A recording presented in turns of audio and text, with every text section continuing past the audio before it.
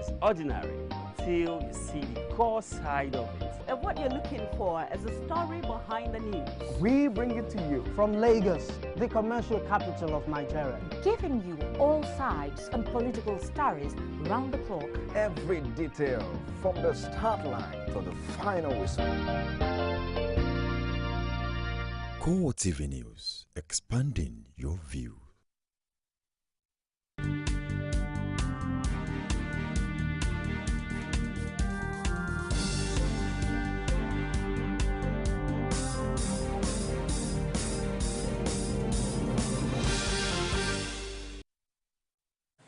This is CoreTV News of the Hour with Nifemi Oguntoye. Nigeria's military authorities have confirmed that 2 officers and 3 soldiers were wounded in counter-terrorism operations in Adamawa State, but declined to say whether one of the injured officers is Adeboye Obasanjo, son of former President Olusegun Obasanjo.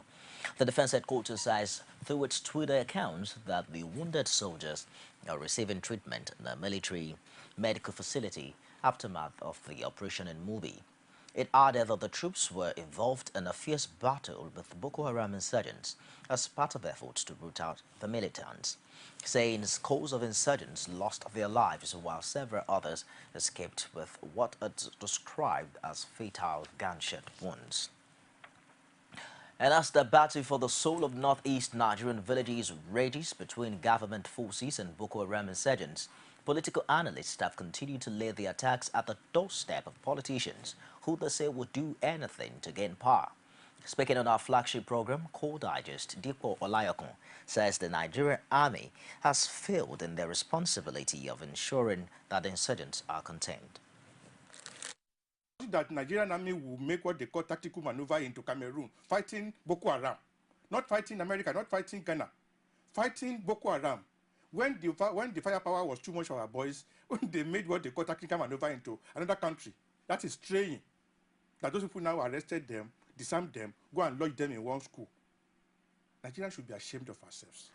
When we remember Nigeria of yesteryears. I was telling you what was happening when Nigeria invaded Cameroon because they strayed into our territory. That the Cameroonian president had to call the French president, to call our president, that please call Buhari to order. Nigerian military has now become a bunch of people that would not, 480 Nigerian army soldiers ran into Cameroon because they were faced with firepower that was above their, more than their own. And where we have a country that was budgeting close to $1 trillion every day, every year for defense. Political affairs analyst Charles Eke explains that political leaders are responsible for the attack as they have abandoned their primary responsibility of protecting lives and property. Instead of being responsive and responsible to the mandate that the leaders have gotten on a platter of gold, now they abdicated their responsibility, allowed almajiris to come in and take charge of the whole environment, making them to grow from infancy to these monstrous terror groups that are now a challenge to the entire, not just Nigeria alone, to the whole world. Chiefs of the Defense Staff of West African states are converging on Ghana to review the general security situation of the region. The meeting carries the theme Strengthening ECOWAS Military Cooperation for Peace, Stability and Development. The regional defense chiefs are to receive an update on the security situation in northern Nigeria, where Boko Haram has seized some towns and declared an Islamic caliphate. They were also, during their 3-day talks, briefed on the Ebola virus disease in West Africa, which ECOWAS has tagged a security threat. In addition, the meeting will also consider the status report on the ECOWAS standby force, as well as receive updates on the new peace support operation. The police authorities have deployed newly appointed police commissioners to command positions in 21 states. This, according to police spokesman Emmanuel Ojukwu, is based on recommendation of the Police Service Commission and also its subsequent approval. Kayode Aderanti is now the new Commissioner of Police in Lagos, while Acting Commissioner Wilson Inaligu is in charge of the Federal Capital Territory. One-time police spokesman Olushola Amore takes charge in Niger State, Usman Yakubu is posted to Nasarawa State and Clement Adoda in Borno State, among others. Meanwhile, few hours after naming new command police commissioners, Acting Inspector General of Police Sulaiman Abba has redeployed 32 others to various formations. A statement released by the police spokesman Emmanuel Ojuku says Tunde Subulo remains in Lagos as the new commandant of the police college in Ikeja, while one-time deputy force PRO is now the commissioner in charge of administration at the force CID. The police authorities have ordered an investigation into the death of veteran journalist Dimwa Igwe. Inspector General of Police Sulaiman Abba discussed this in a condolence message of the family of the late vice chairman of the Sun newspaper.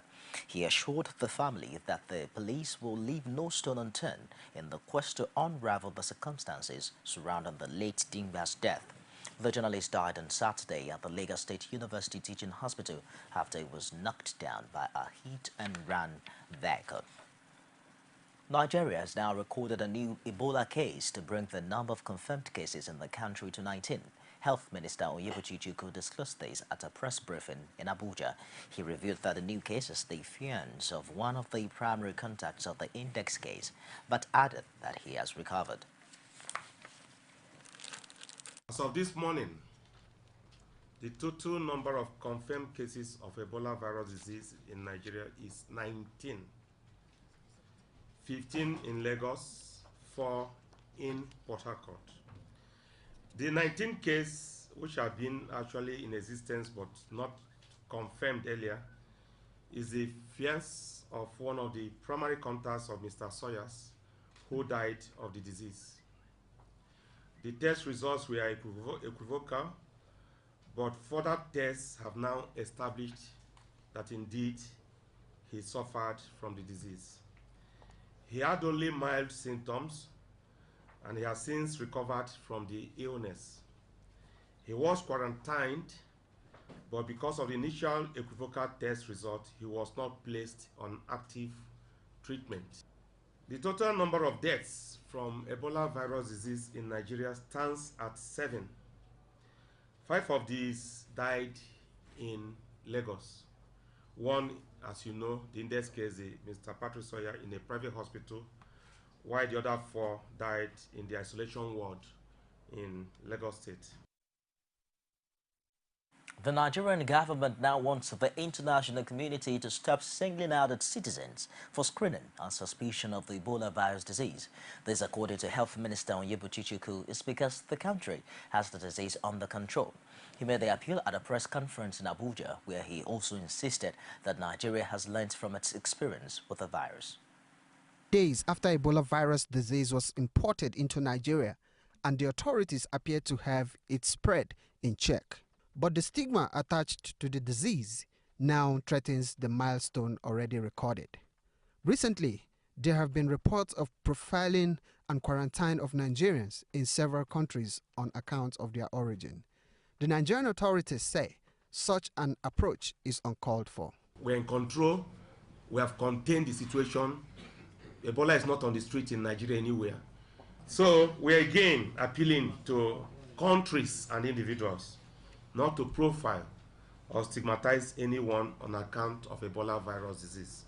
In particular, we have observed that some countries have continued to selectively quarantine Nigerian travelers without any health or scientific basis. There is a situation involving a journalist back in Cuba on account of Ebola, but the government says it is presently looking into the matter. The journalist went to Cuba and has been detained for 3 weeks.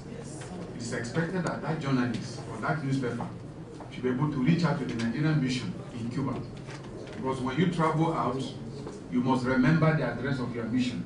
So that if you have this, and then you are able to get the mission to enforce your rights. The only case when you mentioned Cuba we had was of a journalist working for a newspaper in Nigeria. We got that through one of you. We didn't get that from the media house where that individual works, which was surprising. But as a responsible ministry, we've already written formally, we did weeks ago, we wrote formally to the Ministry of Foreign Affairs to help us investigate the case. And now that you've mentioned it, maybe today we would want to remind and ask them what was the outcome of their own investigation. And in spite of Nigeria's widely acknowledged success in handling Ebola, the authorities still want the citizenry to remain aware of the threat posed by the disease and adhere strictly to World Health Organization protocols. You're watching CoreTV News live from Lagos. More stories coming up shortly after this break. Stay with us. There is an Ebola virus epidemic in some West African countries. The Nigerian government wants you to be aware and watch out against the spread of Ebola in your community. Help keep our country safe and watch out for severe cases of fever, headaches, diarrhea, chest and abdominal pain, sore throat, cough, red eyes and bleeding from the eyes, ears and nose, especially when these symptoms are found in persons coming into Nigeria from other West African countries. Protect yourself. Wash your hands regularly with soap and running water or use a hand sanitizer. Avoid contact with the blood, urine, feces or saliva of animals like bats, monkeys, gorillas, chimpanzees or infected persons. The Ebola virus is deadly. Don't catch it, don't spread it. This message is brought to you by the Federal Ministry of Information. Glad to have you there. Nigeria's aviation authorities say passengers and airport users will witness improvement in operations at airports across the country. Minister of Aviation Osita Chidoka disclosed this at a meeting with airport managers in Abuja. He also directed the officials to operate Twitter and Facebook accounts to keep the public updated on developments at the nation's airports. Pius Samuel has details. This is the first time the aviation minister is meeting with airport authorities since he was appointed about 2 months ago. The meeting is devoted to making air passengers comfortable and secured. But the minister is also concerned about the attitude of airport managers. He wants them to become service deliverers rather than managers. This meeting is designed to achieve a critical objective of ensuring that our airports are secured for passengers, that passengers travel in comfort, that minimum standards are maintained at the airports, and that those who use the airports will also feel the impact of the work of the airport managers. This will also lead us to documenting carefully the expectations of each airport manager and to measure the output of the airport manager to what he has committed to doing. It will also require us to create common minimum standards across all airports and to ensure that each manager maintains that minimum standard. Before the closed-door meeting, the minister charged all managers to work towards achieving the safety goal or be shown the way out. It's important for us that we begin to measure and we begin to report to the public about our measurements. And then also to encourage them to know that where we have done that part, we have itemized the work you do, we have given you the authority to execute that work, and we have put in place a process of measuring the output of that work. We will also punish those who do not deliver on the set standards. And afterwards, the minister spoke exclusively to CoreTV News on what he described as a fruitful interaction. Well, they're enthusiastic. They are willing to work. They've talked about their challenges, and we talked about we've talked about the options open to them in managing those challenges. And all I can see is that they are re-energized. They are happy that they are recognized. They are happy that they're having this meeting with the minister. And they are happy that we are putting in place a performance measurement system that that ensures that people who deliver see the output of what they are doing. He has since directed that airports must be secured to enable air passengers travel in safety. Chidoka also promised to closely monitor the airport managers to ensure an improvement in service delivery. Pius Samuel, CoreTV News, Abuja. The political engine room of Lagos State was again ignited as the former Accountant General of the state, Akinwumi Ambode, formally declared his intention to contest the 2015 governorship election. Thousands of APC supporters thronged the Bagada campaign office of the candidate to register their support for his ambition. Olajumoke Olatunji was there and filed in this report. Lagos is the commercial nerve center of the country. No wonder every sector of the Nigerian society, ranging from religious to commercial and traditional institutions, are keenly interested in who emerges as the chief executive of the state. Before now, speculations were rife in the Lagos political arena that the former Counsel General of the state, Akinwumi Ambode, was the candidate whom the party's leadership has endorsed to lead the state after the incumbent Babatunde Fashola vacates the seat in 2015. However, this remained a grapevine until this formal declaration by Ambode.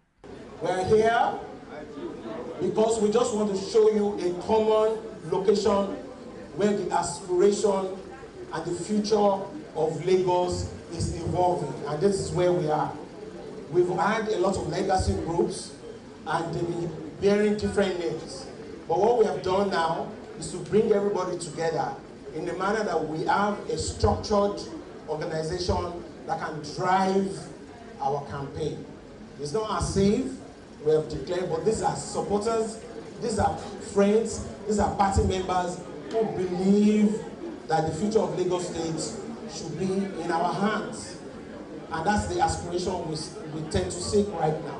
Since the recent declaration by the Oba of Lagos, Rilwan Akiolu, that he will be the next governor of Lagos, Akinwumi Ambode has had to contend with a plethora of challenges ranging from religious consideration to organized zoning, his patronage and lately alleged funding of his campaign through the councils in the state. This might look like a step in the right direction for this man who's finally come out to give answers to so many questions concerning his political ambitions. As a look, the race to Lausa 2015 has finally begun, and political disputants have started to relate their intentions through banners and posters on the streets of Lagos. Now, Lagosians are earnestly waiting to see who will succeed Babatunde Raji Fashola as governor of Lagos State come 2015 general elections. Olajumoke Olatunji, CoreTV News, Lagos. The National Bureau of Statistics has dismissed recent figures in the public domain on the rate of unemployment in Nigeria. The Statistician General Yemi Kale says at the forum in Abuja that the Bureau has not published any document on the rate of unemployment in the country since 2011. He added that the NBS is working on new ways, through which accurate data could be generated and presented to the public. In Nigeria, between 1.2 million to 2.2 million people enter the labor force every year, an average of about 1.6 million. And it's important that we generate sufficient full-time employment for them. At this juncture, let me clarify, as the apex statistical body in the country, some misconceptions about the labor force and about unemployment in Nigeria. The labor force is only those within a particular age group in Nigeria, 15 to 65, willing and able to work. And unemployment is a proportion or number of people in that labor force that cannot find work, and not the entire population. This means if you are a student or voluntary housewife, or choose not to work for whatever reason, or are unable to work, or are younger than 15, or are older than 65, you are not in the labor force, and consequently you cannot be unemployed. So every time I see certain percentages being used against the entire population of 170 plus million, that is incorrect. We don't calculate children or students or housewives as unemployed because they are not looking for work, they are not willing, and they are not able to work. And this.